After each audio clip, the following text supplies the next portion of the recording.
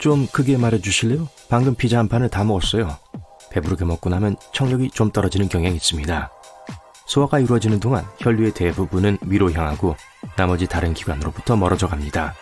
그러니까 다음에 좋아하는 밴드의 라이브 콘서트에 갈 때는 청력을 완벽하게 유지하기 위해 꼭 가벼운 식사를 하세요. 위와 왼쪽 신장 위에는 일부를 제거하면 다시 자랄 수 있는 마법의 기관이 있습니다. 간은 새로운 간세포를 만들면서 스스로 재생될 수 있어요. 간세포는 간이 손상되면 증식하기 시작합니다. 손상의 심각성에 따라 완전히 재생될 수 있는지 여부와 재생에 걸리는 시간이 결정돼요. 잠을 안 자는 것과 음식을 안 먹는 것, 어느 것이 몸에 더 해로울까요? 수면 부족이 더 위험하다는 것이 밝혀졌습니다. 휴식을 취하지 않으면 몸은 훨씬 더 많은 위험에 노출되기 때문이에요. 24시간 동안 잠을 안 자면 기억력에 문제가 생기기 시작하고 집중하기가 어려워질 수 있습니다. 17시간 동안 잠을 안 자면 피곤해지고 어지럽고 짜증나고 긴장되고 더 감정적이 되기 시작해요. 낮잠이 필요해요. 통증 수용체도 더 민감해지는데 이것은 실제보다 통증이 더 심하게 느껴진다는 의미입니다. 그리고 청력에도 영향을 미칩니다. 뭐라고요? 반면에 몸은 여러분이 먹는 것을 멈췄다는 것을 깨닫기 전까지 음식 없이 24시간 동안 잘 지낼 수 있어요. 처음 8시간 동안 마지막으로 먹은 음식은 계속 소화합니다. 그 시간이 지나고 나면 에너지를 위해 저장된 지방을 사용하기 시작해요. 24시간 이상은 먹지 않으면 몸이 자신의 단백질을 먹기 시작한다는 것을 의미하는데 이것은 말 그대로 근육이 빠지기 시작한다는 거예요. 빗물이 항상 마시기에 안전한 것은 아닙니다. 빗물에는 해로운 박테리아와 바이러스가 들어있을 수도 있어요. 또한 오염이 심한 지역에선 다른 해로운 물질과 접촉할 수도 있습니다. 일부 지역사회는 빗물에만 의존하고 식수의 주요 공급원이에요. 그렇다면 빗물의 다른 건강상의 이점이 있을까요? 그렇진 않아요. 현재 연구 결과에 따르면요, 그런 위험한 물질 중 일부는 끓이면 빗물에서 제거될 수도 있지만 만약의 경우에 대비해서 사람이 마시기에 100% 안전한 공급원의 물만 마시는 것이 가장 좋습니다. 우리는 주로 체온을 조절하고 수분을 보충하기 위해 땀을 생산합니다. 예를 들어 손바닥 땀은 물건을 더 잘 잡을 수 있게 해주죠. 하지만 땀은 그저 피부에 나타난 것이 아닙니다. 우리 몸에 있는 약 500만 개의 모공에서 나와요. 우리는 말 그대로 매일 우리 몸뼈의 4분의 1을 밟고 다닙니다. 우리 몸에는 200개가 조금 넘는 뼈가 있지만 그중 약 4분의 1은 매우 작고 놀라운 부위에 있어요. 발이죠.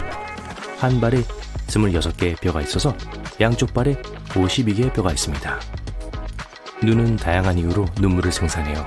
감염으로부터 눈을 보호하거나 연기와 먼지와 같은 불순물을 없애고 속상한 일이 있을 때 돼요. 하지만 우리가 생산하는 눈물의 양은 매우 놀랍습니다. 1년에 최대 113리터에 달해요. 그건 욕조를 채우기에 충분해요. 와, 마음이 아프네요. 혈압은 우리가 일어나기 몇 시간 전에 잠에서 깹니다. 왜냐하면 아침에 우리 몸은 아드레날린과 노르아드레날린과 같은 많은 호르몬을 생산하기 때문이죠. 이 호르몬은 우리가 아침 시간 동안 필요로 하는 에너지를 증가시키는 것을 돕지만 또한 혈압을 증가시킵니다. 혈압은 보통 아침 6시에서 정오 사이에 더 높아요. 밤에는 보통 잠을 자고 신체적인 활동을 잘하지 않기 때문에 혈압은 20%까지 떨어집니다. 몸속의 중요한 액체에 대해 말하자면 혈액은 전체 몸무게의 약 10%를 차지해요. 체중이 대부분 근육, 저장된 지방 그리고 뼈로 구성되어 있다고 생각하는 경향이 있지만 그 외에도 훨씬 더 많은 것이 있습니다. 건강한 성인의 경우 뼈는 전체 몸무게의 15%를 차지해요. 약 40에서 45%는 근육, 약 15%는 지방, 나머지는 피부, 힘줄, 머리카락 같은 것입니다. 계산을 해볼게요. 네, 100%가 되네요. 폐는 서로 비슷하긴 하지만 쌍둥이는 아니에요. 둘이 같은 크기나 모양이 아니기 때문입니다. 오른쪽 폐는 더 크고 무거워요. 그건 심장 때문인데 심장이 왼쪽으로 약간 기울어 있기 때문이에요. 그래서 왼쪽 폐에서는 심장 아픈이라고 불리는 작게 움푹 파인 자국이 있습니다. 오른쪽 폐가 더 클 수도 있지만 간을 위한 공간을 만들어야 하기 때문에 조금 더 짧아요. 우리 몸의 많은 신체 치수는 놀라울 정도로 매우 대칭적입니다. 양팔을 양쪽으로 벌리고 손끝 사이의 거리를 측정하면 여러분의 키를 알 수 있어요. 이러한 유사한 측정값을 바탕으로 전문가들은 심지어 고대 인간이 어떤 모습이었는지에 대한 이론도 세울 수 있어요. 인간은 이성의 관심을 끌기 위해 더 매력적이고 더 건강하게 보이도록 진화해왔습니다. 게다가 두 다리로 걷도록 진화했기 때문에 대칭적인 특징은 균형을 이루어서 최소한의 에너지로 움직일 수 있도록 도와줍니다. 인간은 후각에 관한 한 자연에서는 최고는 아니지만 우리 코는 약 1조 개의 다른 냄새를 맡을 수 있습니다. 과학자들은 여전히 이 주제에 대해 연구를 수행하고 있으며 그 수가 훨씬 더 많을 수도 있다고 믿고 있어요. 일부 개 품종은 우리보다 10,000배에서 10만 배 정도 더 많은 냄새를 구별할 수 있는데 동물의 세계에서 가장 뛰어난 후각을 가지고 있는 것은 무려 10,000개 이상의 후각 수용체 유전자를 가진 코끼리입니다. 반면에 인간과 침팬지는 400개 미만이에요. 우리는 새끼손가락을 가장 연약한 손가락이라고 생각하는 경향이 있지만 생각보다 더 많은 힘을 가지고 있어요. 새끼손가락이 없거나 다쳤을 경우 전체 손아귀 힘의 강도가 최대 33%까지 감소할 수 있습니다. 우리 위에 있는 액체는 염산, 염화칼륨, 염화나트륨으로 이루어졌고 우리가 생각할 수 있는 레몬, 파인애플, 토마토와 같은 어떤 산성식품보다 훨씬 더 강력합니다. 건강한 위산의 pH는 1에서 3 사이예요. 생각해보면 그건 배터리산보다 약간 낮은 수준이에요. 우리 머리카락 가닥도 매우 강해서 인간이 만든 재료에 대한 내성의 그 성질을 복제하기 위한 연구가 수행되고 있습니다. 건강한 머리카락은 12톤까지 견딜 수 있어요. 그것은 케라틴이라고 불리는 머리카락 가닥에 있는 단백질 때문인데 그것은 손톱과 피부에도 있어요. 약 3분의 1의 사람만이 완벽한 시력을 가지고 있습니다. 생각하는 것보다 훨씬 많은 사람들이 안경과 콘택트 렌즈를 사용해서 거의 66%를 차지해요. 게다가 시력은 나이가 들수록 나빠집니다. 우리가 태어났을 때 머리는 전체 몸 길이의 4분의 1에 달합니다. 25살이 되면 머리는 몸의 8분의 1밖에 되지 않을 수 있어요. 왜냐하면 머리는 나이가 들어도 크기가 많이 변하지 않기 때문이에요. 몸의 나머지 부분, 주로 다리와 몸통에 비례해서 말이죠. 우리 뇌는 매우 강력한 컴퓨터이고 인간의 뇌세포 하나의 전체 브리테니커 백과사전보다 5배나 많은 정보를 담을 수 있습니다. 알고 계신가요? 아직 두뇌가 지원할 수 있는 정확한 데이터 양을 정확히 파악하지 못했지만 전자적인 측면에서 뇌의 저장 용량은 약 2500TB입니다. 비교하자면 900년 이상의 역사를 보관하고 있는 영국 국립문서보관소는 70TB에 불과해요. 아마도 그래서 뇌가 다른 장기에 비해 가장 많은 양의 산소가 필요한 걸 거예요. 혈류로 들어가는 총 산소량의 약 20%입니다. 두뇌가 우리 몸 질량의 겨우 2%를 구성한다는 사실을 염두한다면요. 우리의 정상적인 활동과 중력의 효과는 발목, 무릎, 엉덩이, 등, 목의 연골을 천천히 압박하게 만듭니다. 일단 하룻밤 쉬면 연골은 정상으로 돌아가요. 평균적으로 늦은 밤보다 아침에 약 1cm 키가 더 커요. 아침에는 약간 늘어나죠. 거울에 비친 자신을 보세요. 네, 바로 눈을요. 양쪽 눈 안쪽 구석에 있는 작은 조직 보이죠? 자, 준비하세요. 사실 이건 한때 세 번째 눈꺼풀 또는 깜빡막이었어요. 예를 들어 오늘날 뱀이나 도마뱀에서 이걸 볼 수 있죠? 인간이 이 눈꺼풀을 완전히 성장시켰는지는 확실하진 않지만 세 번째 눈꺼풀은 다른 두 눈꺼풀과 같은 목적으로 사용되었어요. 이 막은 우리가 갖고 있는 두 개의 눈꺼풀만큼 두껍지 않았고 시야를 방해하지 않고도 눈을 촉촉하게 할 수 있었어요. 지금 현재 우리에게 남은 건 눈 한 구석에 있는 이 작은 주름뿐이에요. 그리고 아마도 미래에 이걸 완전히 잃게 될 거예요. 그리고 어쩌면 마침내 하룻밤 사이에 눈에 형성되는 그 불쾌한 눈곱이 끼인 채로 깨는 일이 없을지도 몰라요. 자, 계속 거울 앞에 있으면서 아래를 보세요. 더 아래, 더, 네, 발가락이에요. 안녕하고 그냥 작별 인사해주세요. 과학자들은 다소 먼 미래에 우리가 발가락을 완전히 잃게 될 거라고 믿어요. 우리의 조상인 고대 영장류는 나무를 더 효율적으로 타기 위해 발가락이 필요했어요. 나뭇가지를 잡기 위해 손과 발을 모두 사용했죠. 오늘날 대부분의 원숭이와 유인원에서 볼 수 있어요. 길고 유연한 발가락과 나뭇가지에 매달릴 수 있는 더 넓적한 발을 갖고 있어요. 이들의 발 기동성도 필요하다면 땅에서 물건을 잡을 수 있게 해주죠. 우리 인간에겐 심지어 바닥에 떨어진 펜을 발가락으로 드는 것조차 복잡한 작업이지만 영장류 친척들에겐 그렇지 않죠. 인간은 다른 길을 따라 진화해왔어요. 직립보행을 시작했고 나무에서 내려왔어요. 시간이 지남에 따라 단단한 발과 짧은 발가락을 더 필요로 하게 되었죠. 오늘날 여전히 발꿈치에서 발끝으로 움직일 때 균형을 위해 발가락을 사용하지만 우리의 균형은 이제 훨씬 더 중심에 있어요. 처음에는 발 안쪽을 향해 움직였고 그 결과 새끼발가락이 아주 작아졌죠. 그리고 엄지발가락은 엄청 커졌죠.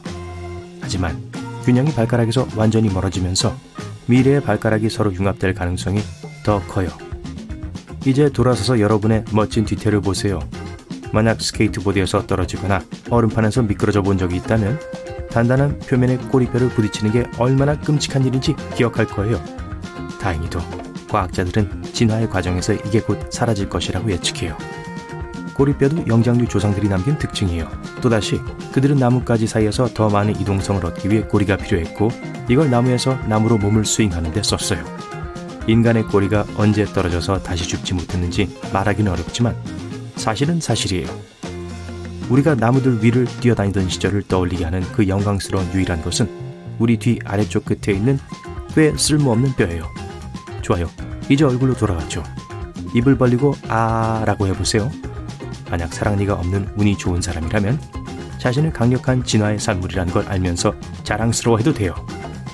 아시겠지만 치아는 인간의 몸에서 스스로 회복되지 않는 유일한 부분이에요. 그래서 만약 치과 의사가 없는 어두운 시대에 모든 치아를 잃었더라면 여러분이 선택할 수 있는 유일한 선택은 액체 상태의 음식을 먹는 것 뿐이었어요. 별론데요.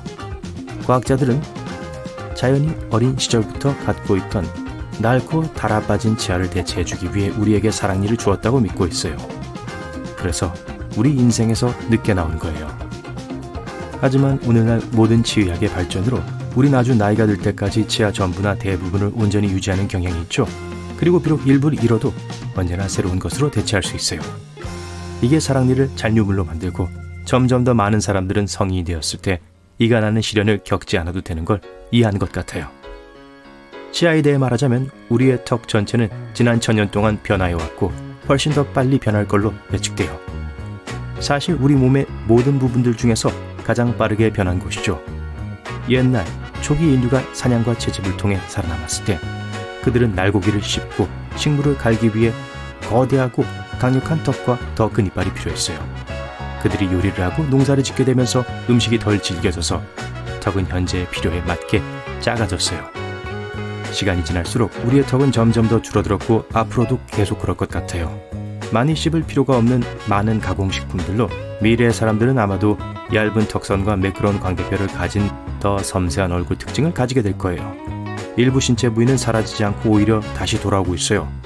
100년 전 무릎 뒤에 있는 작은 뼈인 장단지 근머리 종잡뼈는 약 11%의 사람들에게만 존재했고 과학자들은 그게 곧 완전히 사라질 거라고 생각했어요. 하지만 모든 역경에도 불구하고 이 용감한 작은 뼈는 무려 39%나 되는 현대인의 무릎에 들어있죠. 아직도 정확히 장단지 근머리 종잡뼈가 왜 돌아왔는지 알 수 없지만 가장 일반적인 의견은 우리가 조상들보다 키가 크고 무거워졌다는 거예요. 이건 사실이에요. 우리의 식단이 더 좋아지고 영양가가 높아지면서 우린 더 오래 살고 키가 더 자라게 되었죠. 우린 지금 아마도 키의 진화 절정기에 와 있을 수도 있어요. 그리고 장단지 근머리 종잡뼈는 무릎 뒤에 힘줄이 미끄러질 수 있도록 매끄러운 표면을 제공해주고 마찰을 줄여 마모와 찢어짐으로 인한 손상 가능성을 낮춰주기 위해 우리 몸에 나타날 수도 있어요. 몸집이 커졌다는 얘기가 나와서 말인데 거울로 돌아가 볼까요? 약간 힘줘봐요. 멋진 이두박근이에요. 하지만 안타깝게도 고대 조상님들만큼 좋진 않아요. 진화에 대한 모든 게 우리에게 100% 좋은 건 아니에요. 그냥 제일 잘 적응한 일련의 기능들일 뿐이죠. 우리 근육의 경우가 그래요. 시간이 지남에 따라 점점 더 작아지고 약해졌죠. 특히 상체에서요. 고대 인간은 많은 수작업을 하기 위해 크고 강한 근육이 필요했어요. 사냥해서 잡은 걸 집으로 끌고 가고 도구를 만들고 대피소를 짓는 것까지 말이죠. 후에 이게 더 쉬워지진 않았는데 오히려 반대였죠. 사실 밭을 갈고 복잡한 구조물을 짓는 건 많은 체력과 지구력이 필요했어요. 하지만 기술의 발전이 왕을 누리기 시작하면서 물리적 능력은 두뇌의 힘으로 대체되었고 기계는 우리 대신 많은 일을 하기 시작했는데 대부분은 우리보다 훨씬 더 나았죠. 우린 컴퓨터 앞에서 점점 더 많은 시간을 보내며 앉아서 생활하는 생활 방식으로 전환했어요. 그리고 우리의 근육은 점점 작아지고 있는데 왜냐하면 더 이상 근육들이 필요하지 않기 때문이에요. 진화가 더 진행될수록 훨씬 더 날씬해지고 근육량이 늘리는데 더 많은 어려움을 겪을 가능성이 높아요. 우리의 뇌는 특히 흥미로운데 일종의 이상한 패턴으로 변화해왔기 때문이에요. 우리의 먼 조상들은 처음에는 다소 작은 뇌를 가지고 있었지만 인간에 가까운 친척인 네안데르탈인은 평균적으로 현대인의 그것보다 더 큰 뇌를 가졌었어요. 진화 과정에서 인간의 뇌는 더 커졌지만 최근 몇 세기 동안 줄어들기 시작했는데 아무도 그 이유를 정확히 알지 못해요. 일부 전문가들은 이게 우리의 생활 방식과 사회적 연결의 변화와 관련이 있을 수 있다고 해요. 초기 인류, 특히 수렵 채집가들은 자신들이 본 모든 식물과 동물, 그들의 특성, 그리고 여러 가지의 것들을 어떻게 사용하는지 기억해야 했어요. 그들은 부모가 알고 있는 모든 걸 배우고 스스로 더 많은 걸 알아내야 했기 때문에 더 박학다식했어요. 현대 인류는 특정 분야에 더 전문화되어 있고 좁은 주제를 더 깊이 파고들며 나머지는 동료들에게 의존하죠. 고대 인류는 누구나 잠재적으로 다른 사람을 대체할 수 있는 그룹으로 일했던 반면 우린 각 구성원이 각자의 특정한 임무를 가지고 있으며 대체할 수 없는 팀으로 모이죠. 그래도 뇌의 크기는 그다지 중요하지 않은 것 같아요. 왜냐하면 예를 들어 범고래와 코끼리는 우리보다 더 큰 뇌를 가지고 있지만 우리보다 똑똑하진 않거든요. 더 행복할까요? 네, 그럴 거예요. 그리고 만약 우리가 미지의 것, 즉 오늘로부터 1000년 후의 일을 모험한다면 꽤 믿을 수 없는 특성들을 발전시킬지도 몰라요. 어떤 사람들은 해수면이 상승하는 경향이 지속된다면 인간이 물에서 사는 것에 적응할 수도 있다고 말할 정도예요. 우린 수영을 더 잘하기 위해 물갈퀴가 달린 손과 발을 가지고 물속에서 숨을 쉴 수 있도록 아가미가 발달하게 진화할지도 몰라요. 또는 만약 우주로 가서 다른 행성들을 식민지로 만들기 시작한다면 불가피하게 그 조건에 적응해야 할 거예요. 예를 들어 화성은 중력이 낮고 기후가 훨씬 더 추워요. 아마도 인간의 키를 더 크게 하고 더 가볍게 만들겠지만 또 따뜻하게 유지하기 위해 훨씬 더 많은 채모를 자라게 할 수도 있어요. 그리고 더 강한 중력과 더 높은 온도를 가진 행성들은 반대로 인간을 건장하고 튼튼하고 아마도 털이 없는 생명체로 만들게 할 거예요. 가능성은 무한하죠. 아마도 소셜미디어 때문인지 우리는 다른 건 없고 큰 눈과 엄지손가락을 가진 작은 덩어리로 변할 수도 있어요. 문자 보내기엔 훨씬 더 좋겠네요. 아니길 바래요. 대부분의 사람들은 인간에겐 오감만 있다고 확신하죠. 하지만 그게 완전한 진실은 아니에요. 미각, 촉각, 후각, 시각, 청각이 우리가 가진 유일한 것들은 아니에요. 과학자들은 사람에겐 총 9개에서 20개의 감각이 있다고 주장해요. 여기엔 온도 감각, 따뜻함을 느끼는 감각, 평형 감각, 균형 감각이 있어요. 또 시간 감각도 있어요. 비록 모든 사람들이 마지막 걸 갖고 있는 건 아니지만 말이죠. 우린 8개의 다른 혈액형만 있다고 생각해왔었죠? 하지만 사실 30개 이상의 알려진 혈액형 계열이 있어요. 우리 밝은 면에서 제일 인기 있는 혈액형은 건강한 혈액형이에요. 아시겠어요? 지방을 450g을 얻을 때마다 여러분은 몸에 산소와 영양분을 공급하기 위해 1.6km의 새로운 혈관을 생성해요. 위는 스스로를 소화시키지 않기 위해 6일마다 새로운 내벽을 만들어내요. 신경세포는 초당 1000개의 신경자극을 전달해요. 시속 1.6에서 431km로 여행하죠. 우리의 DNA에는 10만 개의 바이러스가 들어있어요. 과학자들은 1억 년 전으로 거슬러 올라가는 것을 발견했죠. 여러분의 몸은 가시광선을 방출해요. 여러분은 오후 4시에 제일 밝고 오전 10시에 빛이 제일 덜 밝아요. 안타깝게도 이 빛은 여러분의 눈이 볼 수 있는 것보다 1000배 덜 강해요. 땀은 대부분 단백질, 당, 암모니아 그리고 많은 다양한 물질들이 섞인 액체예요. 심지어 구리, 아연, 니켈, 철 등과 같은 미량의 금속도 포함하고 있죠. 땀이 짠맛이 나는 건 함유되어 있는 나트륨 때문이에요. 게다가 소금을 더 많이 먹을수록 땀은 더 짜요. 몸은 여분의 것들을 없애려고 하는데 가장 빠른 방법은 땀을 흘려 배출하는 거예요. 시속 3.2km로 걸었다면 453g을 빼려고 할 때 20시간을 계속 걸어야 할 거예요. 그리고 적도를 일주하는데 518일 하고도 8시간이 걸릴 거예요. 귀지는 사실 왁스가 아니에요. 지방, 피부세포, 땀, 그리고 먼지를 포함하고 있죠. 뇌는 생후 1년 동안 3배 더 커지고 25살이 되면 완전히 성숙한 상태가 돼요. 이것의 60%가 지방이에요. 뇌는 작은 전구를 작동시키기에 충분한 약 23W의 전기를 생산해요. 인간은 사실 멀티태스킹을 할 수 없어요. 뇌는 한 번에 한 가지 이상의 행동을 할 수 없어요. 그 사이를 왔다 갔다 하는데 이게 생각과 달리 시간을 절약해주지 못하며 여러분이 잘못할 가능성을 높이고 그 과정을 더 길어지게 해요. 시험을 봐야 하거나 중요한 일에 집중하려고 할 때 껌을 씹어보세요. 연구에 따르면 그게 여러분의 온전한 관심을 필요로 하는 일에 더 오랫동안 집중할 수 있게 돕는다고 해요. 연구에선 심지어 그게 카페인보다 더 좋은 시험 보조제라고 해요. 껌에는 특별한 게 없지만 씹는 행위가 여러분의 뇌를 깨워요. 하지만 효과는 길지 않아요. 20분 정도예요. 인간의 배아는 3개월이면 지문이 생겨요. 뼈는 콘크리트보다 4배 더 단단해요. 몸에서 가장 강한 뼈는 대퇴골이에요. 성인 몸무게의 30배까지 지탱할 수 있어요. 더욱 말도 안 되는 건 우리의 뼈가 복합물질로 이루어져 있는데 그 뜻은 뼈들이 동시에 단단하면서 탄력이 있다는 걸 의미해요. 햇볕에 타는 것은 방사선 피폭의 결과예요. 신체의 자연방어 메커니즘이 자외선과 싸우다가 압도당하게 되면 결과적으로 햇볕에 타게 되는 독성 반응이 일어나요. 소름은 우리 조상들이 남긴 진화적인 반사작용이에요. 아드레날린의 방출이 조상들의 털을 서게 했고 그게 다가오는 포식자들에게 더 무서워 보였죠. 몸은 매일 0.47에서 1.41리터의 타액을 생산해요. 그게 음식을 소화하고 감염을 물리치도록 도와주죠. 또 입 안에 많은 박테리아가 있어요. 네, 사람의 입에 있는 평균 박테리아 양은 지구에 사는 사람들의 수와 거의 비슷해요. 그거 소화하기 힘들겠네요. 각각의 사람들은 머리에 약 15만 개의 머리털을 갖고 있어요. 모든 가닥은 한 달에 약 1.27cm씩 자라요. 만약 각각의 머리카락에서 자라는 걸 더한다면 단 1년 만에 16km의 거리를 잴 수 있을 거예요. 또 머리카락은 여러분이 생각하는 것보다 훨씬 더 강해요.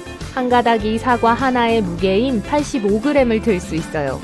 머리에 있는 모든 머리카락의 힘을 합치면 코끼리 2마리 정도의 무게를 지탱할 수 있어요. 해봅시다. 심장이 내는 고동 소리는 판막이 열고 닫히는 소리예요. 심장은 부상을 입지 않는 한 세포를 복제하지 않아요. 몸에서 피를 공급받지 않는 유일한 부분은 각막이에요. 공기를 통해 산소를 바로 얻죠. 똑바로 앉거나 서 있을 때 기분을 좋게 해주는 긍정적인 기억을 떠올리는 게 더 쉬워요. 어떤 사람들은 등을 곧게 펴고 바로 앉아있으면 혈류를 증진시키고 뇌가 더 잘 기능할 수 있도록 더 많은 산소를 얻는다고 믿어요. 세상에서 가장 깊은 목소리를 가진 사람은 자신을 포함한 인간이 전혀 들을 수 없는 소리를 낼 수 있어요. 하지만 코끼리들은 이 소리를 들을 수 있어요. 정맥은 빛이 피부와 지방의 층을 통과해야 하기 때문에 파랗게 보이는 거예요. 피부는 빛이 피를 반사시키기 전에 백색빛의 많은 붉은 부분을 흩뿌려요. 이것으로 파란빛만 눈에 반사되죠. 후각상실증이 있는 사람은 냄새를 감지할 수 없어요. 환후는 반대되는 증상으로 실제로 존재하지 않는 냄새를 맡아요. 인간의 뇌에는 1000억 개의 뉴런이 있어요. 73%는 물이고 심장도 마찬가지예요. 그래서 뇌가 2%의 수분을 잃으면 피곤함을 느끼기 시작하죠. 또 기억력을 악화시키고 주의력을 짧게 만들며 기분을 처지게 만들죠. 파란 눈을 가진 걸로 알려진 가장 오래된 사람은 7000년 전 석기 시대에 살았어요. 여러분의 오른쪽 신장은 간을 위한 공간을 만들어줘야 하기 때문에 더 작고 왼쪽 신장보다 더 낮게 위치해 있을 거예요.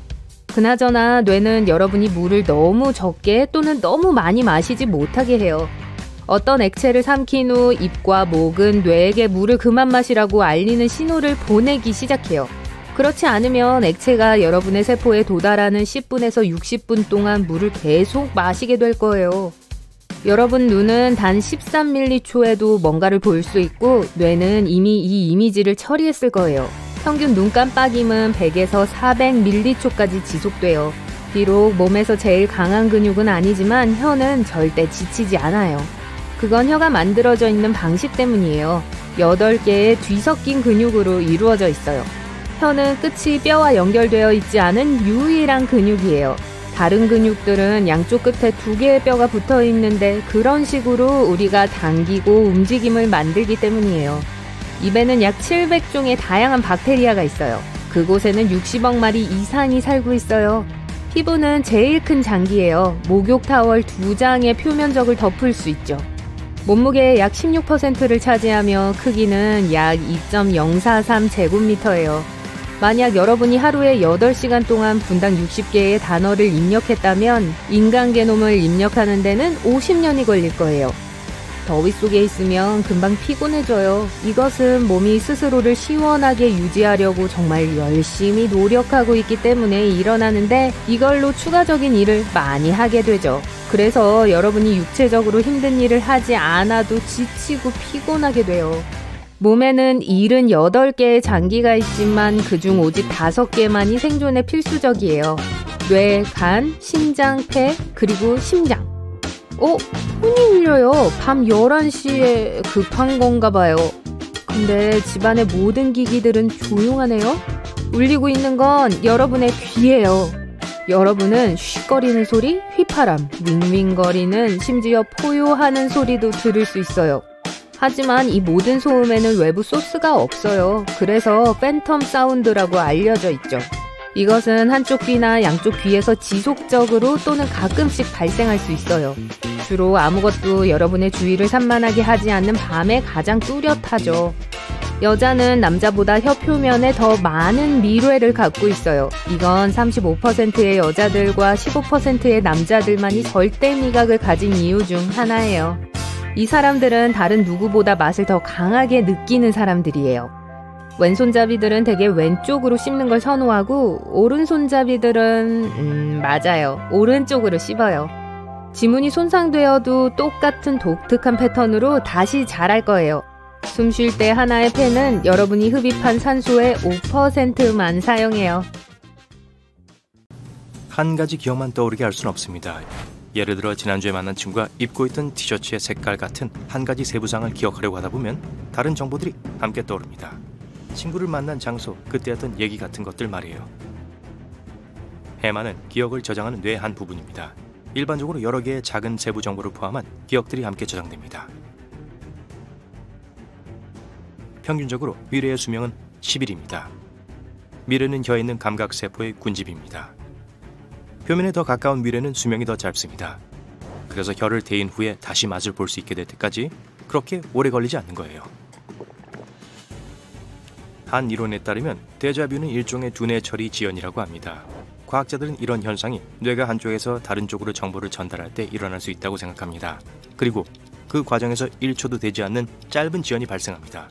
이건 뇌가 2번 같은 정보를 얻고 그것을 전에 일어났던 사건처럼 처리한다는 걸 의미합니다.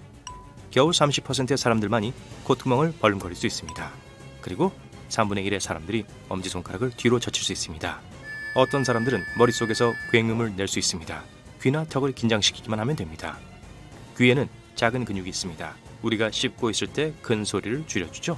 하지만 어떤 사람들은 그 근육을 부풀릴 수 있어요. 그러면 실제로 들을 수 있는 굉음이 납니다. 손가락 끝은 민감하지만 입술보다 수백 배는 덜 민감합니다. 우린 온갖 종류의 파편을 들이마십니다. 70만 개의 피부 조각도 포함했어요. 그것도 하루에 말이죠.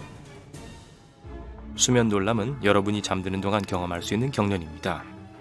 비렘 수면 단계에서 나타나는 갑작스러운 근육의 움직임이요. 몸이 떨어지는 착각을 일으킬 수 있습니다. 그 이론들 중 하나는 우리가 졸고 있을 때 두뇌는 근육이 이완되는 걸 우리가 어려움에 처해 있고 정말로 추락하고 있다는 신호로 해석한다는 것이죠. 그래서 두뇌가 근육에 신호를 보내 긴장시킴으로써 보호하는 거죠. 공감각은 사람들이 음악을 맛으로 느끼고 색을 들을 수 있게 하는 특별하고 드문 능력입니다. 2,000명 중 1명만이 공감각을 가지고 있습니다. 고수는 일부 사람들에겐 비누와 비슷한 맛이 날 수 있습니다. 비누 제조에 사용되는 화학물질을 함유하고 있기 때문이지만 세계 인구의 4%에서 14%만이 그것을 감지할 수 있는 특별한 유전자를 가지고 있습니다. 18%의 사람들이 동시에 양쪽 귀를 움직일 수 있는 반면 22%는 한 번에 한쪽 귀를 움직일 수 있습니다. 귀를 움직일 수 있는 사람들은 고양이와 공통점이 있었던 조상인간들로부터 물려받은 약한 잔재 근육을 사용합니다. 멍은 시간이 지남에 따라 색깔이 변합니다. 피부 아래에서 출혈이 발생하면 멍이 듭니다. 작은 혈관들이 뭉개지고 일부 혈액은 그 안에 갇히게 됩니다. 처음엔 멍이 붉습니다. 왜냐하면 그 혈액에 산소가 풍부하기 때문이죠. 하지만 보라색, 녹색, 노란색, 심지어 산소 수치가 떨어지면 회색이 됩니다. 땀 자체는 냄새가 나지 않습니다. 그 불쾌한 냄새는 피부에 있는 박테리아에 의해 발생합니다. 땀이 몸의 모공에서 나올 때 박테리아는 그것을 산으로 분해합니다.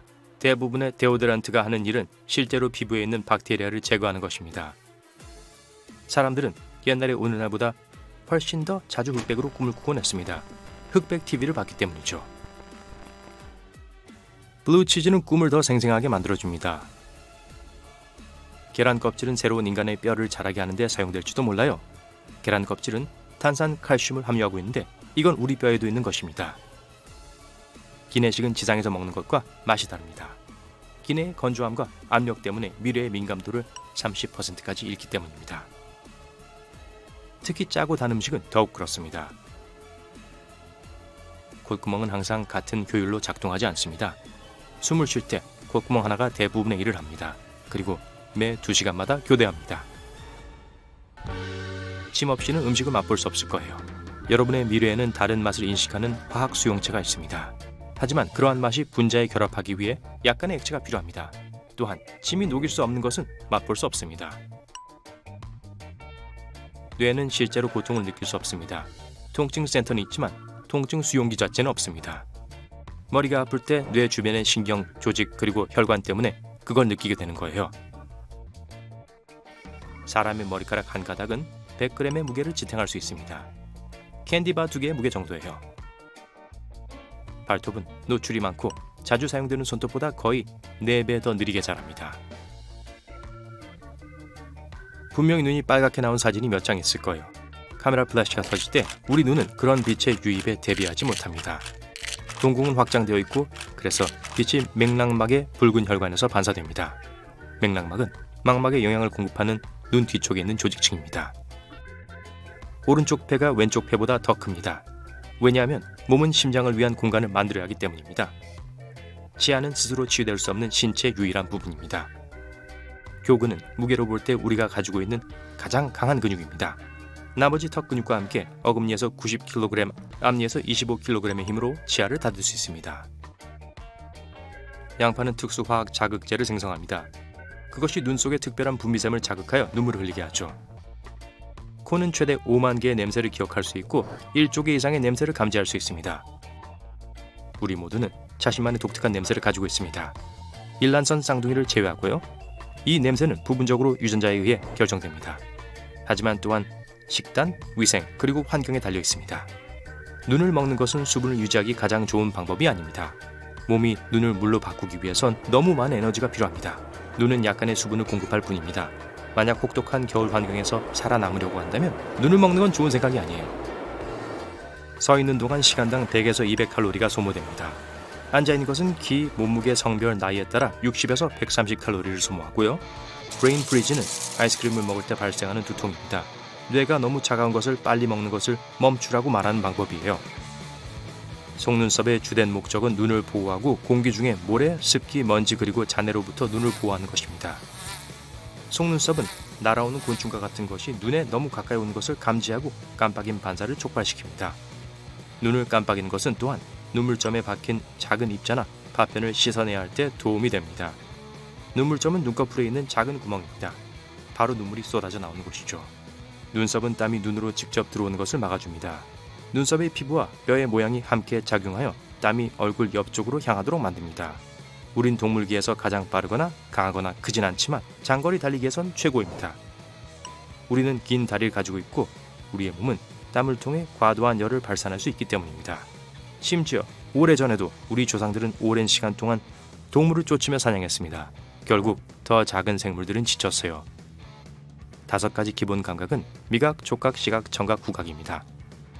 하지만 사람들은 그것보다 더 많은 감각을 가지고 있어요. 자기 수용 감각이란 몸이 신체의 다양한 부분과 그 위치를 인식하는 것입니다. 비록 눈에 보이지 않더라도요.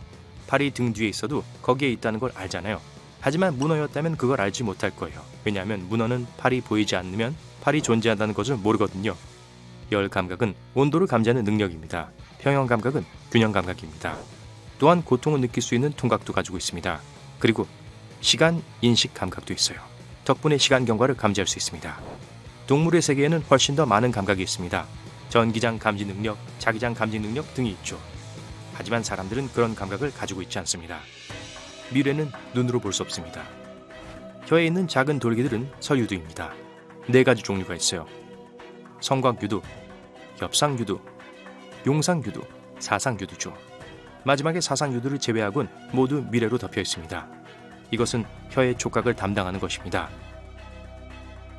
새끼손가락은 손힘의 50%를 제공합니다. 간은 많은 일을 하고 500개의 개별적인 기능을 담당하는 매우 중요한 기관입니다. 최대 10%는 지방으로 이루어져 있습니다. 간은 재생이 가능합니다. 뜨거운 물로 목욕을 하면 칼로리를 태울 수 있습니다. 30분 정도 걸었을 때와 같은 양입니다. 대부분의 사람들은 잠이 드는데 7분이 필요합니다. 만약 푸짐하고 맛있는 식사를 했다면 이 시간은 짧아집니다. 평균적으로 심장은 여러분의 주먹 크기입니다. 심장은 하루에 11만 5천 번 뛰고 약 7,570리터의 피를 펌프질합니다. 양손으로 똑같이 글씨를 잘 쓸 수 있는 사람을 뭐라고 할까요? 어떻게 입안에서 혀를 코 안으로 집어넣을 수 있죠? 그런데 왜 그런 짓을 하는 거죠? 여러분이 진정한 초능력을 가지고 있는지 잘 알아보세요. 약 3분의 1의 사람들이 한쪽 눈썹을 올릴 수 있습니다. 왼쪽 또는 오른쪽을요? 농담을 하면서 장난스러운 신호를 보내기에 좋은 방법이죠. 하지만 양쪽 눈썹을 따로 올릴 수 있는 능력은 훨씬 드물어요. 만약 여러분이 그런 사람들 중 하나가 아니라면 아직 그에 상응하는 근육을 통제하고 움직일 수 없기 때문입니다. 하지만 이 기술은 연습할 수 있어요. 거울 앞에 서서 한 눈썹을 손으로 눌러 고정시키고 다른 눈썹을 위아래로 올리세요. 그러고 나서 다른 쪽 눈썹도 똑같이 합니다. 이렇게 하면 눈썹을 개별적으로 움직이는 방법을 배울 수 있습니다. 손이나 무릎을 사용하지 않고 바닥에 앉았다가 일어날 수 있나요? 이 간단한 도전은 앉았다 일어나기 테스트라고 불립니다. 이름 그대로예요. 비록 과학자들이 이 테스트가 건강에 대해 신뢰할 만한 정보를 알려주는지 여부에 관해 다른 의견을 가지고 있지만 여전히 근육과 심장이 충분히 강한지 확인하기 위해 이 방법을 사용할 수 있습니다. 손이나 무릎의 도움 없이 바닥에서 일어날 수 없다면 아마도 운동을 시작할 때일 거예요. 팔을 뻗어서 팔꿈치에 오목하게 들어간 부분에 반지를 놓고 손바닥을 뒤집어 보세요. 만약 반지가 떨어지지 않았다면 여러분은 드문 사람입니다. 어떤 사람들은 2%의 사람들만이 그렇게 할 수 있다고 말하지만 논쟁의 여지가 있습니다. 만약 팔꿈치를 쉽게 핥을 수 있거나 엄지손가락을 팔뚝에 댈 수 있다면 축하합니다. 여러분은 소수에 속합니다. 하지만 어떤 사람들은 유연성이 매우 뛰어나요. 이런 증상을 과가동성이라고 합니다. 몇몇의 사람들이 마치 뱀처럼 몸을 이상한 자세로 비틀 수 있도록 해주죠. 그들의 머리를 발 사이에 넣고 몸을 뒤로 눕혀 손을 바닥에 대고 온갖 종류의 다리 찢기를 합니다. 하지만 어떤 경우에는 과가동성이 민감함을 증가시킬 수 있는데 그런 사람들은 더 큰 수지를 갖고 있기 때문입니다. 뇌의 이 영역은 감정을 처리하는 역할을 합니다. 90%의 사람들이 오른손잡이이고 10%만이 왼손잡이입니다. 네, 그럴듯하네요. 하지만 글쓰기, 그림 그리기를 포함한 모든 일을 양손으로 똑같이 잘하는 사람들은 매우 적습니다. 당연히 양손잡이들은 전체 인구의 1%밖에 되지 않습니다. 약 7천만 명에 해당하죠.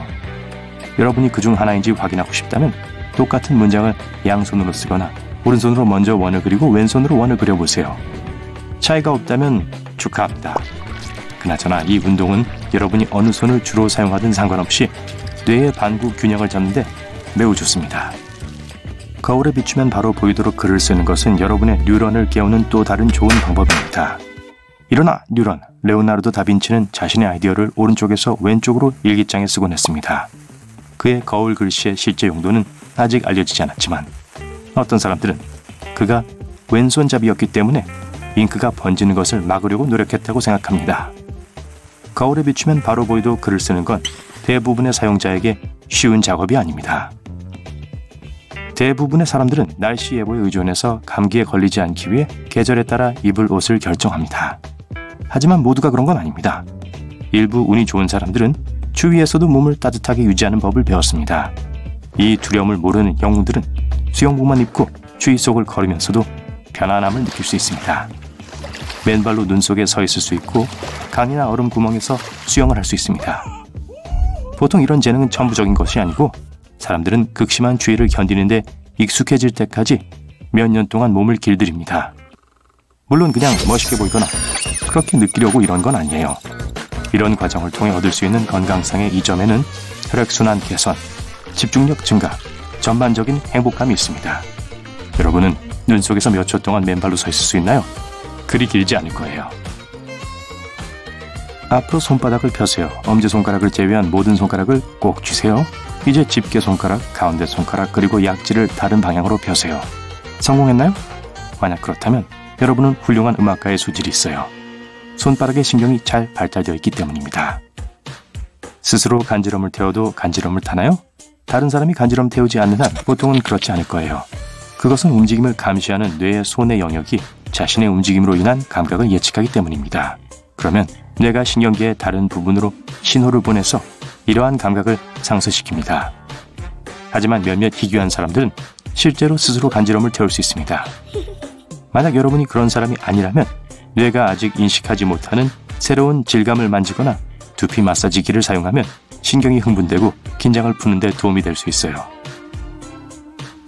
종이 한 장과 쓸 것을 준비하고 의자에 앉으세요. 한쪽 다리를 뻗고 발을 시계 방향으로 돌리세요. 발을 회전시키면서 종이 위나 공중에 숫자 6을 그려보세요. 이 일은 매우 힘들어요. 왜냐하면 뇌의 왼쪽 영역은 동시에 두 개의 반대되는 회전을 처리할 수 없기 때문입니다. 그래서 뇌는 모든 움직임을 같은 방향으로 바꾸려고 합니다. 처음 시도에는 소수의 사람들만 이것을 해낼 수 있어요. 또한 다른 숫자들을 써보면 재밌는 결과를 볼 수 있을 거예요. 유일하게 문제없이 쓸 수 있는 숫자는 0입니다.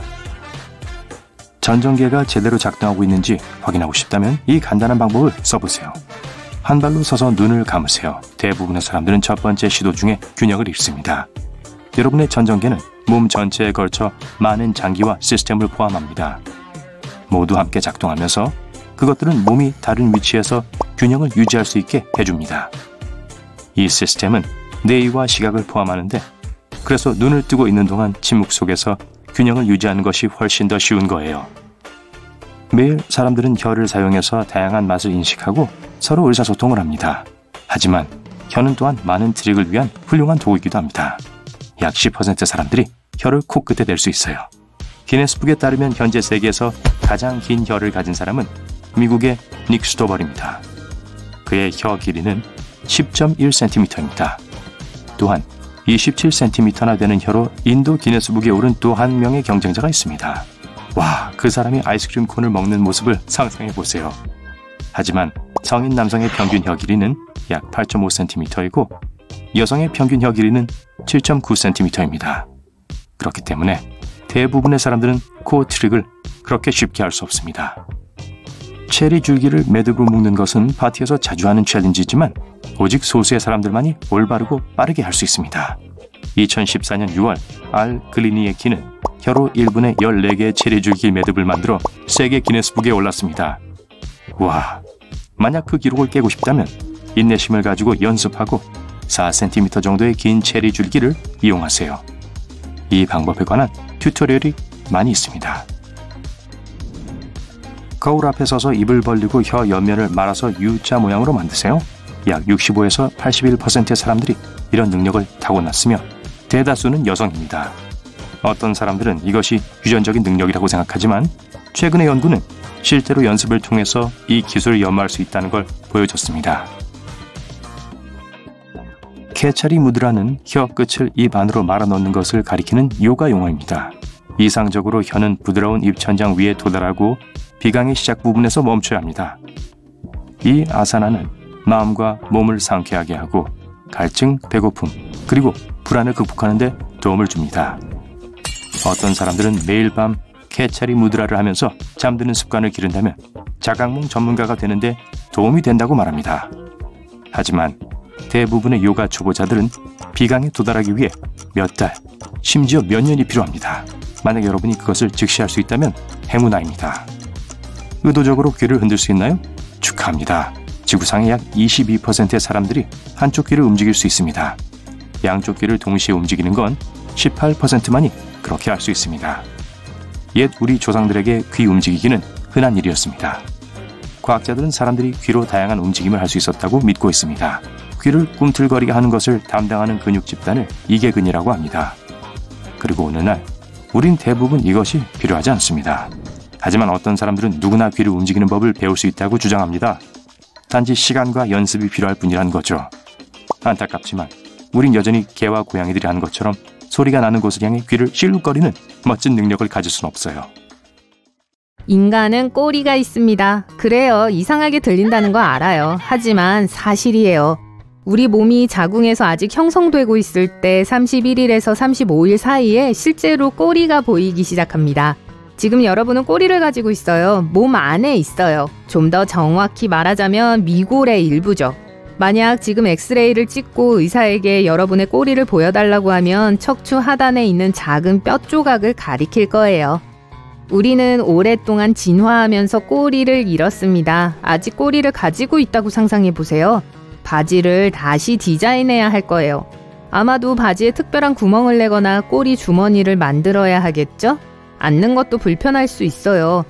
우리의 조상들은 털도 많았습니다. 우리는 약 120만 년 전에 털을 잃었어요. 여러분은 우리가 아직 몸에 털이 있다고 생각할지도 몰라요. 채모가 있으니까요.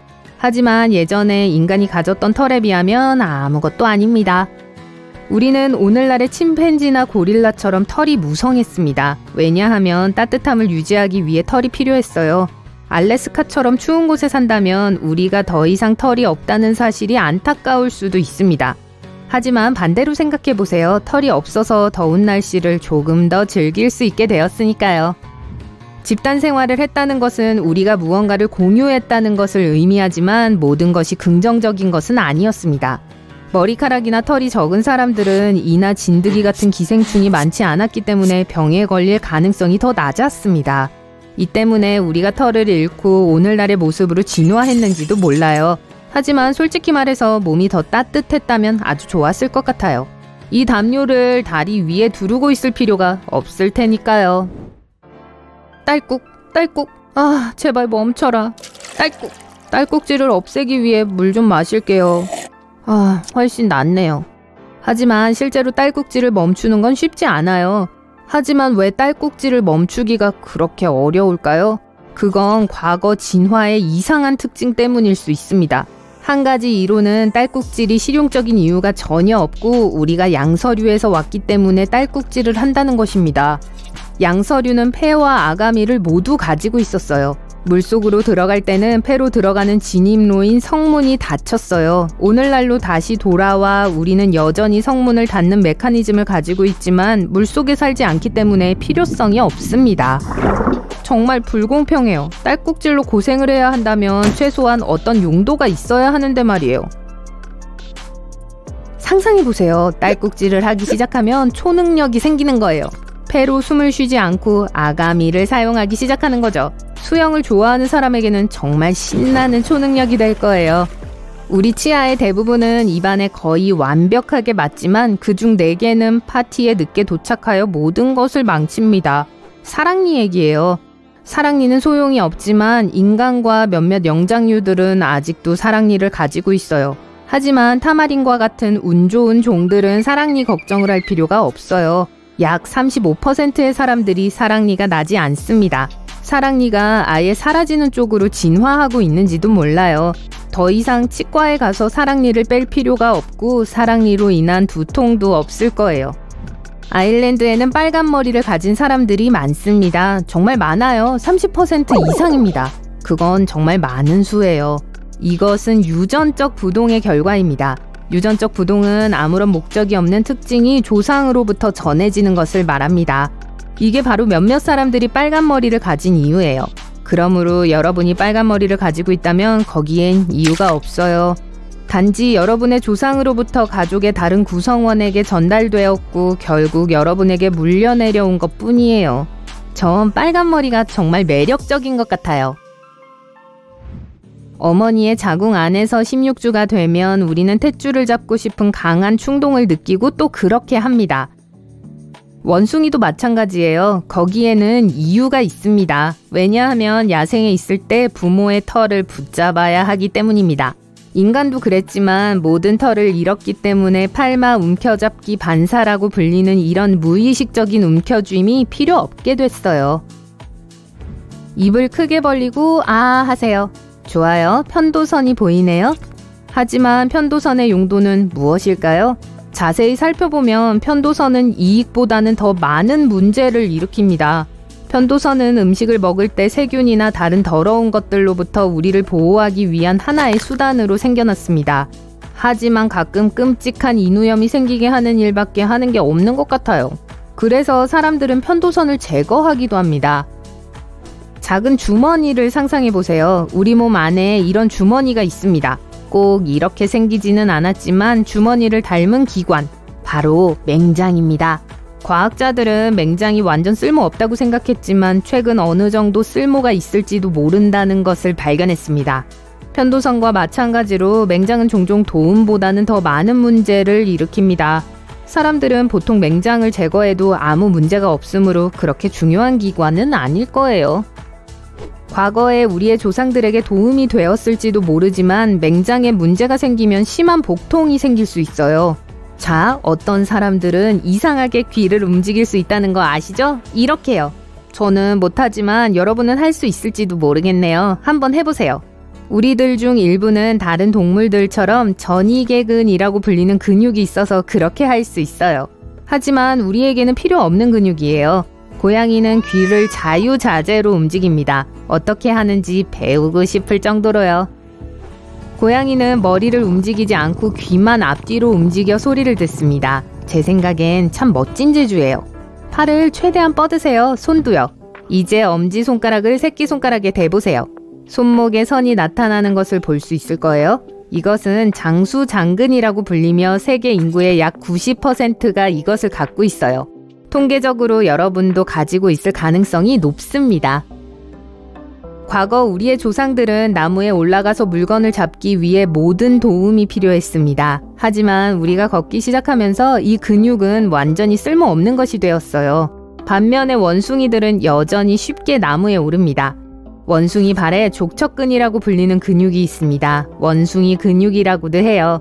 우리도 이 근육을 가지고 있어요. 하지만 원숭이처럼 행동하지 않으므로 필요는 없습니다. 장수장근처럼 약 10%의 사람들은 이 근육이 없이 태어납니다. 만약 원숭이가 나뭇가지에 매달려 있다면 이 근육을 사용할 거예요. 새벽 3시에 야식을 먹고 싶은 욕구가 생긴다면 그건 배고픔 때문입니다. 이미 알고 있었겠지만 여러분이 모르는 건 허기는 더 많은 음식을 찾도록 만든다는 것입니다. 그러니까 몸무게를 몇 킬로그램 줄여야 한다면 무엇을 해야 할지 알고 있을 거예요. 진화를 탓하세요. 우리의 배고픈 조상들은 더 많은 음식을 찾기 위해 열심히 노력했고 그렇게 살아남아서 우리에게 그 특성을 물려주었습니다. 맛있는 초콜릿 쿠키와 우유와 같은 달콤한 음식에 대한 우리의 사랑도 진화 때문입니다. 우리의 미래는 배고픔이 우리에게 이로운 음식을 찾는 것을 돕도록 진화했습니다. 산책하러 나갔다가 찬바람을 맞았어요. 티셔츠만 입고 있어서 집으로 돌아가기로 결정합니다. 이를 부딪히며 집에 들어서자 온몸에 소름이 돋았다는 것을 깨닫습니다. 이것도 우리의 털복숭이 조상으로부터 물려받은 것입니다. 날씨가 추울 때 소름이 돋았고 털은 곤두서곤 했어요. 이것은 공기를 가두어 몸에 단열 효과를 제공했죠. 마치 두툼한 외투처럼 말이에요. 우리가 더 이상 털이 없기 때문에 별로 효과가 없습니다. 진화는 또한 겁을 먹을 때 왜 소름이 돋는지도 설명해줍니다. 상상해보세요. 여러분이 야생에 사는 원시인인데 갑자기 호랑이가 여러분을 향해 튀어나옵니다.